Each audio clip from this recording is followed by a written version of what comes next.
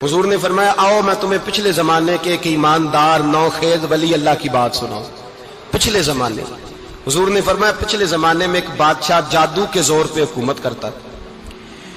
جب وہ ایک جادوگر اس نے رکھا ہوا تھا تو جادوگر اس کو جادو بتاتا، وہ جادو کے زور پر حکومت کرتا۔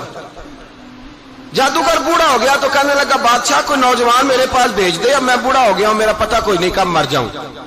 ایک نوجوان کی ڈیوٹی لگائی، بڑا زیرک سمجھدار، اپنے رعایا میں سے چن کے جو ذہین فطرت مزاج بچہ تھا وہ اس نے لگایا۔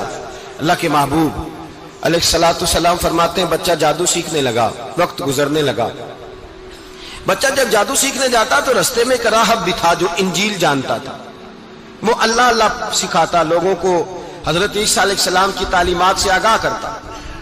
اس نے دیکھا کہ یہاں بھی لوگ کٹھے ہیں تو وہ بچہ اس راہب کے پاس بھی اٹھنے بیٹھنے لگا۔ اب جب اس کے ساتھ اس کی گفتگو بڑھنے لگی تو اس کو باتوں میں لذت آنے لگی۔ اس نے راہب نے پوچھا کہ تو کون ہے اور کس طرح سے آیا ہے، کیا تیرا معاملہ ہے؟ اس نے کہا جی میں جادو سیکھنے جاتا ہوں، آپ کی باتیں مجھے بڑی اچھی لگتی ہیں۔ اس نے کہا دین سیکھ، جادو سیکھنے والے کافر ہو جاتے ہیں، قرآن و حدیث سیکھنے والوں کو اللہ کامل ایمان عطا فرماتا ہے۔ فرمایا یہ سیکھ۔ بچہ بیٹھنے لگا، اس کے پاس آنے لگا، باتیں دل میں گھر کرنے لگی۔ ایک وقت آیا کہ مسلمان ہو گیا، اور مسلمان کیسے ہوا؟ بچہ کہتا میں تجربہ کر کے ہوا۔ اب میں تھوڑا سا وقت جادوگر کے پاس بھی جاتا اور باقی سارا وقت وہاں بیٹھتا۔ میں ایک دن جا رہا تھا تو رستے میں اژدہا تھا، بہت بڑا سانپ تھا، رستہ روک کے کھڑا تھا۔ یہ حضور نے بیان کی حدیث، نبی پاک صلی اللہ علیہ وسلم فرماتے ہیں بچہ کہتا ہے کہ رستے کے اندر سانپ ہے، رستے بند ہے، لوگ چھتوں درختوں پہ چڑھے، حراش ہے۔ کہتے چھوٹا سا روڑا میں نے اٹھایا تو میں نے کہا اللہ اگر جادوگر سچا ہے تو اسے مار دے۔ چھوٹا سا روڑا میں نے پھینکا، اژدہا کوئی نہ مرا۔ پھر چھوٹا روڑا اٹھایا، میں نے کہا اللہ اگر وہ عالم سچا ہے تو اسے مار دے۔ اب جب میں نے روڑا مارا تو اژدہا مر گیا۔ میرے اندر سے گواہی آئی نہیں دین کی باتیں سچی ہیں، نہیں قرآن کی باتیں اسلام سمجھانے کے لیے عرض کر رہا ہوں، اگرچہ اس دور میں انجیل تھی، اللہ رسول کی باتیں اچھی ہیں۔ کہتے میں مسلمان ہو گیا، اب میں نے راہب کے پاس ہی رہنا شروع کر دیا، جادوگر کے پاس چھوڑ دیا اس بچے نے آنا۔ بادشاہ پوچھتا کہاں زیادہ وقت گزارتے ہو تو وہ بات گول کر دیتا۔ وقت تیزی سے بڑھنے لگا، اللہ نے اس نوجوان میں طاقت پیدا کر دی۔ اب وہ اس کے اندر اللہ نے توانائی روحانیت پیدا کر دی، ابھی جوان ہے، 14-15 سال عمر ہے۔ اللہ نے اب جو بیمار بھی آتا وہ دعا کرتا تو اللہ صحت عطا کر دیتا، جو بھی آتا۔ بادشاہ کا ایک درباری تھا، بادشاہ کو پنکھا جلتا تھا، وہ اندھا ہو گیا، کوئی ایسی تکلیف آئی کہ نابینا ہو گیا، بڑے علاج کرائے شفا نہیں ہوئی۔ کسی نے اس بچے کا پتہ بتایا کانوں میں، اس کے پاس گیا تو بچہ کہنے لگا شفا تو ہو جائے گی پر کلمہ پڑھنا پڑے گا، مسلمان ہونا پڑے گا، جس پیغمبر کا میں غلام ہوں تجھے بھی بننا پڑے گا، دین پہ عمل کرنا پڑے گا، اللہ شفا دیتا ہے۔ اس نے کہا تو مجھے کلمہ پڑھا، مجھے شفا دے، میں تیار ہوں۔ اس نے کہا شفا تو اللہ دیتا ہے۔ اس نے اللہ تبارک و تعالیٰ کا ذکر کر کے دعا مانگی، یہ مسلم شریف میں حدیث ہے، طبرانی میں موجود ہے۔ اللہ نے اسے شفا دی، اس نے کلمہ پڑھنا شروع کر دیا۔ یہاں ایک نقطہ لکھا ہے ہمارے علماء نے، کہتے ہیں جب اللہ ولایت عطا کرتا ہے نا تو یہ سفید بالوں والے کا حصہ نہیں ہوتی۔ اگر جوانی میں کوئی آدمی توبہ کر کے تصوف کے رستے پہ چلتا ہے تو سب سے زیادہ ولایت اللہ اسے عطا فرماتا ہے، سب سے زیادہ ولایت اس کے پاس ہوتی ہے۔ ابھی اس کے بال کالے ہیں، چڑھتی جوانی ہے، دعا کی تو اللہ نے، اور حدیث پاک میں موجود ہے کوڑے آتے تو شفا یاب ہو جاتے، اندھے آتے تو شفا یاب، برس والے آتے تو اللہ سے دے۔ جوان ہے، بادشاہ کے پاس وہ واپس گیا، وہ جو آدمی جس کی آنکھیں ٹھیک ہوئی تھی۔ بادشاہ نے پوچھا کہ کیسے شفا ملی؟ تو کہنے لگا میرے رب نے شفا دی ہے۔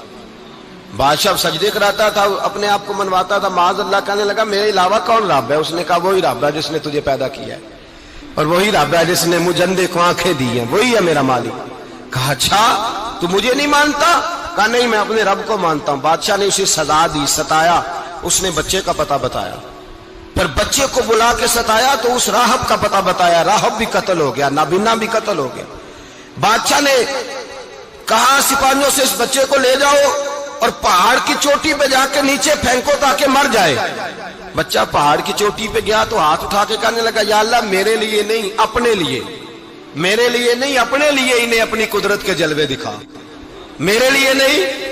اللہ کے بندے اپنی جان بچانے کی دعائیں نہیں مانگتے, اپنے لیے انہیں اپنی قدرت کے جلوے دکھا. یہ دعا مانگی, جتنے لوگ ساتھ آئے تھے وہ سارے زمین پہ گرے اور سب مر گئے, پہاڑ سے گر کے مر گئے. بچہ واپس سیدھا بادشاہ کے پاس کہنے لگا لو بھائی میرے رب نے مجھے بچا لیا ہے. جوان کا ایمان دیکھو, میرے رب نے مجھے, بولو میرے اللہ نے مجھے ایمان کی گواہی دے رہا ہے, میں بچ گیا ہوں, تو جھوٹا ہے, میرا رب سچا ہے. اس نے کہا لے جاؤ اس کو دریا میں, کشتی میں بٹھاؤ, بیچ دریا کے جا کے دھکا دے دو.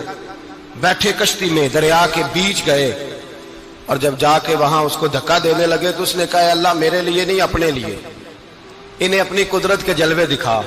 بس ایک طوفان سا آیا, جتنے سپاہی ساتھ آئے تھے ڈوب کے مر گئے. وہ بچہ اٹھا اور سیدھا پھر بادشاہ کے پاس, اسی کے پاس کہنے لگا لو بھائی میرے رب نے مجھے بچا لیا ہے, تیرے پاس آیا ہوں. وہ کہنے لگا تو کیا مصیبت میرے گلے پڑ گئی ہے, کیسے جان چھوٹے گی؟ تو بچہ کہنے لگا اگر تو مجھے باندھے درخت کے ساتھ اور سارے ملک کو بلائے, لوگوں کو اکٹھا کرے, پھر تو مجھے تیر مارنا, میں تجھے بتاؤں گا کیسے مارنا ہے, میں مر جاؤں گا. اللہ کا بندہ نوجوان, ایمان دیکھو, مرنے کے طریقے بتا رہا ہے, میں تجھے بتاؤں گا میں کیسے مروں گا. یہ بات کہی, بادشاہ نے سارا مجمع جمع کیا, ملک سارا باہر آ گیا, درخت کے ساتھ باندھ دیا. کہنے لگا بھائی لوگوں یہ مجھے مارنا چاہتا تھا, مار نہیں سکا, اب میں اسے بتانے لگا ہوں کہ میں کیسے مروں گا. اسے کہو جب تیر مارے تو ساتھ میرے رب کا نام بھی لے, میں اپنے رب کے نام پہ جان دوں گا, ایمان کی پختگی میں اللہ کے نام پر جان دوں گا. اسے کہو رب کے نام پہ مارے, مر جاؤں گا. بادشاہ نے اللہ کہہ کے تیر مارا, پیشانی میں لگا, بچے کی روح پرواز کر گئی, جتنا مجمع کھڑا تھا سارا کلمہ پڑھ کے مسلمان ہو گیا, سارے مسلمان ہو گئے سارے. میرے رسول پاک سید عالم صلی اللہ علیہ وسلم نے نوجوانوں کو بتایا جب تمہارے اندر ایمان کی قوت آئے گی تو اللہ تمہاری مدد کرے. فرمایا وہ نوخیز ولی تھا, ابھی جوان رانا تھا, ابھی اس کی پیشانی پر جوانی کے آثار تھے, لیکن اس نے اللہ کو راضی کیا, رب کریم کو راضی. ولایت کا مطلب بڑھاپا نہیں, ولایت کا مطلب وہ نہیں کہ جب بڑا لمبا وقت گزر جائے تو پھر آدمی آئے کہ نہیں اب کیا کرنا ہے, اب مسجد ہی ہے, اب تو اس کے علاوہ گزارا ہی کوئی نہیں.